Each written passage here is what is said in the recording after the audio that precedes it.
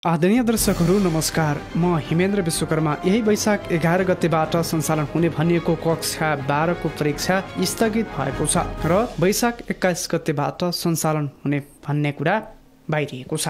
राष्ट्रिय परीक्षा बोर्डले कक्षा 12 को परीक्षा स्थगित गरेको जानकारी दिएको छ र राष्ट्रिय परीक्षा बोर्डका अध्यक्ष डाक्टर महाश्रम शर्माले उक्त जानकारी दिनुभएको हो।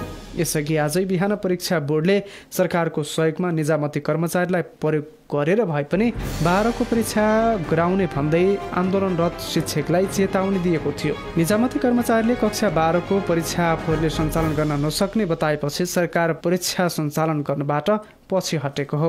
परीक्षा सञ्चालन हुन नसक्ने अवस्था देखिएपछि प्रधानमन्त्री केपी शर्मा ओलीले बोर्डका अध्यक्षलाई परीक्षा सार्न सुझाव दिनुभएको थियो। कक्षा 12 को परीक्षा सरेपछि आफूहरूलाई कहिले परीक्षा हुन्छ कहिले हुँदैन भनेर झुक्काइरहेको र आफूलाई तनाव दिइरहेको कुरा एक विद्यार्थीले भनेका छन्।